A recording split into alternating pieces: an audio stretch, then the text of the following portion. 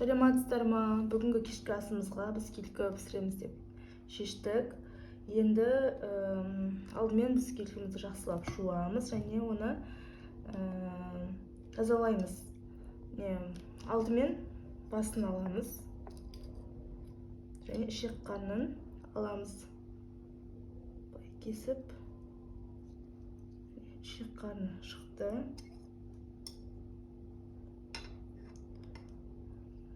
Қарны алып тастап, тазалап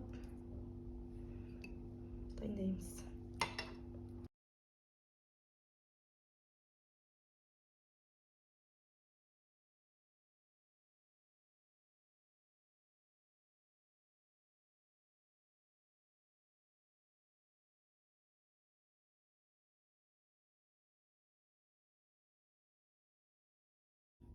Тазаланған килькімізді әбден жуып, суы ағарғанша жуамыз.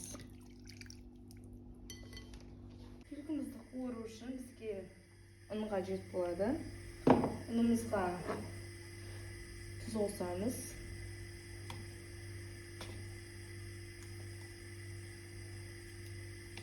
Тұз қосып араластырып,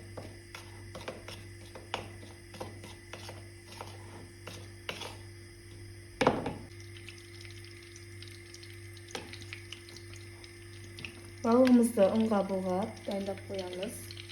Және майымыз қызғасын. Майымыз қызған сияқты. Екі жағын қызартып, бауырсақ сияқты әдемі қылып қуырып аламыз.